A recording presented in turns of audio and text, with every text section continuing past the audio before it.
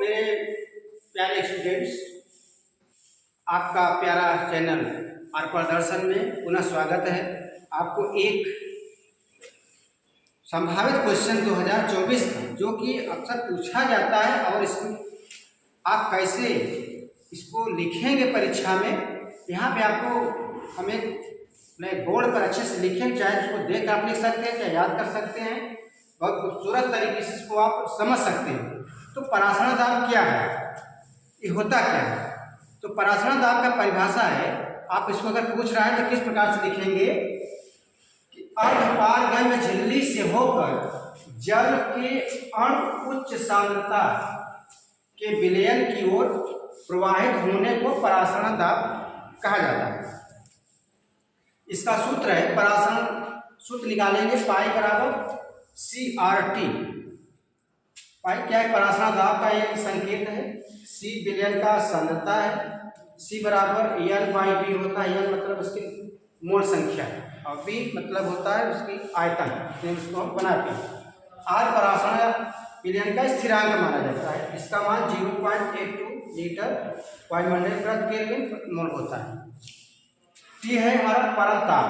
अच्छा, देखिए एक सवाल आता है, परासरण दाब का मतलब कैसे आप ज्ञात करेंगे? एक क्वेश्चन है कि 27 डिग्री सेल्सियस पर 2% यूरिया विलयन का परासरण दाब ज्ञात कीजिए, अक्सर पूछा है।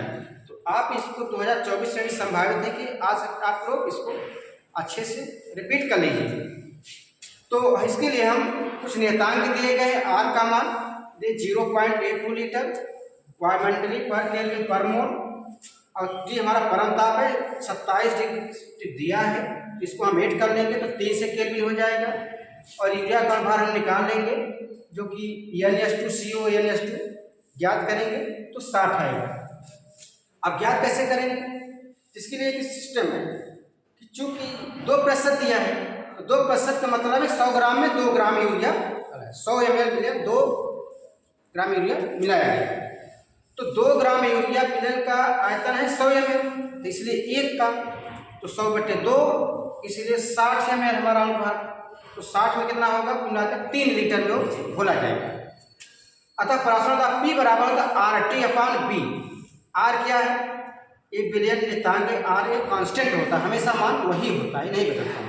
तो 0.82 T परम ताप भी निकाले हैं 300 केल्विन, और आयतन आपका निकाला है 3, इसको हम काट दिए 100, इसका गुणा किए 0.82 100 आएगा 8.2 एटमॉस्फेरिक।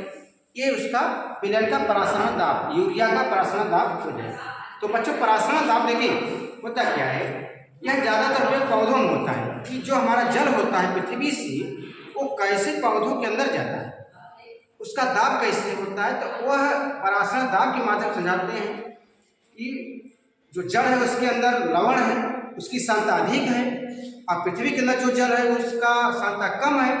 तो जो जल का अणु है वह जड़ के अंदर प्रवेश करता है मूलरूप से, तो उसमें एक दाब बनता है जिसके कारण जल का अणु निम्न सांद्रता की ओर से उच्च सांद्रता की ओर बढ़ता है, वो पौधों को प्राप्त होता है।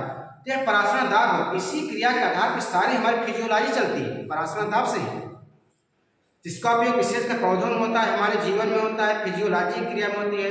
जैसे अंडे के पारगम्य झिल्ली है, ये अंडे की आप झिल्ली देखा हो, अंडे की झिल्ली होती, उसको आप ऊपर से उसका कवच हटाएंगे तो अंदर जो है एक झिल्ली आपको मिलेगी, वो अर्धपारगम्य झिल्ली होता है। उससे आप प्रैक्टिकल कर सकते हैं कि जल का अणु आप देखिए, कोई विलयन लगा दीजिए एक बार में, शुद्ध जल ले लीजिए और एक में कोई हल्का सा नमक का घोल, चीनी का घोल ले लीजिए, तो आप देखेंगे कि जल का अणु उसके अंदर, नमक के घोल के अंदर जो है वह प्रवाहित हो जाता है। तो इसी को कहते हैं परासरण दाब।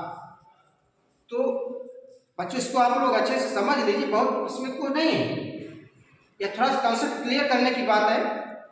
तो आप इसका उपयोग देखा, कैसे सवाल हल किया जाता है वो आपको बताया गया, तो आप इसको अच्छे से पढ़ लीजिए। थैंक यू, लाइक कर देना।